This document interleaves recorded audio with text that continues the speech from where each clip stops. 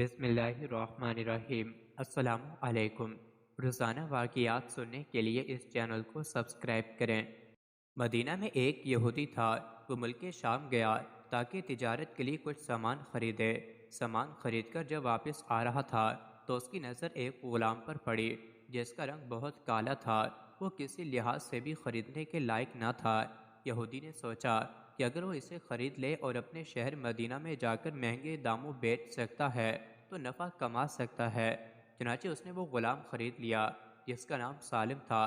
مدینہ میں پہنچا اور سارا سامان 3 دن میں بیچ دیا، لیکن سالم کو خریدنے والا کوئی نہیں تھا۔ ہر کوئی اس کی شکل و صورت دیکھ کر نظر انداز کر دیتا تھا۔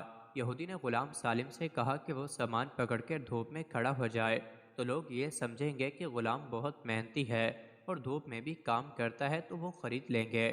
سالم نے ایسا کیا، لیکن لوگ ہوشیار تھے۔ انہیں پتہ چل گیا کہ یہ غلام محض مالک کے حکم پہ کھڑا ہے۔ مدینے میں ایک خاتون تھی جو اپنی خدا ترسی کی وجہ سے مشہور تھی۔ انہوں نے جب غلام کو دیکھا تو اسے خرید لیا۔ اس خاتون کا نام فاطمہ تھا۔ مکہ سے ایک صاحب مدینہ آئے جن کا نام حذیفہ تھا۔ لوگوں نے انہیں مشورہ دیا کہ فاطمہ بہت پاک باز اور خدا ترس خاتون ہے، آپ ان سے شادی کر لیں۔ حذیفہ نے تسلیم کر لیا اور فاطمہ سے شادی کر کے واپس مکہ روانہ ہو گئے۔ سالم غلام کے ساتھ چلا گیا۔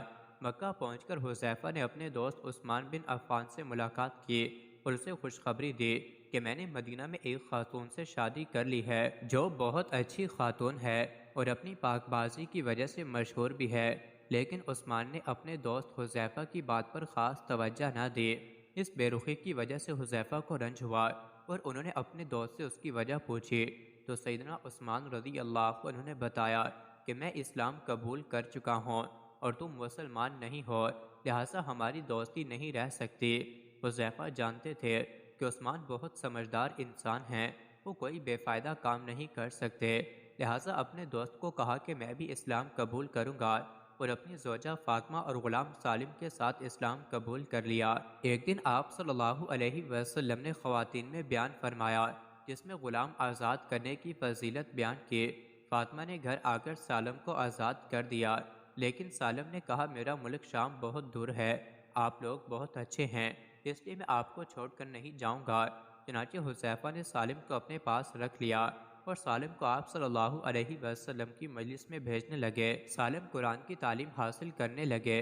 وقت گزرتا گیا۔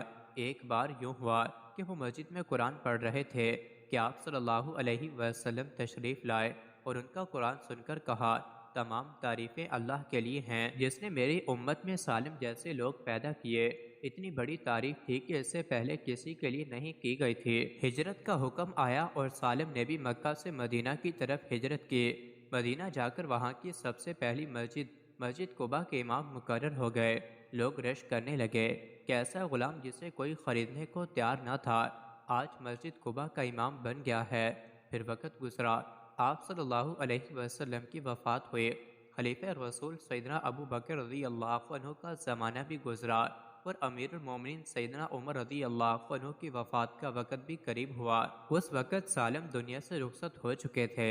سیدنا عمر رضی اللہ عنہ نے فرمایا اگر سالم زندہ ہوتے تو مجھے امیر بنانے میں کوئی مشقت نہ ہوتی، یعنی میں انہیں امیر المومنین بنا دیتا، کیونکہ میں نے رسول اللہ صلی اللہ علیہ وسلم سے سنا سالم کا دل اللہ کی محبت سے بھرا ہوا ہے۔ سبق یہ ہے کہ قرآن کے ذریعے لوگوں کو عزت بھی ملتی ہے اور ذلت بھی۔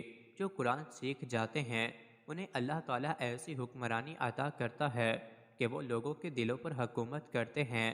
سالم جن کو کوئی غلام کی صورت میں خریدنے کو تیار نہیں تھا، انہیں قرآن نے کیسی عزت سے نوازا۔ مزید ایسی ہی ویڈیوز کے لیے چینل کو ضرور سبسکرائب کریں۔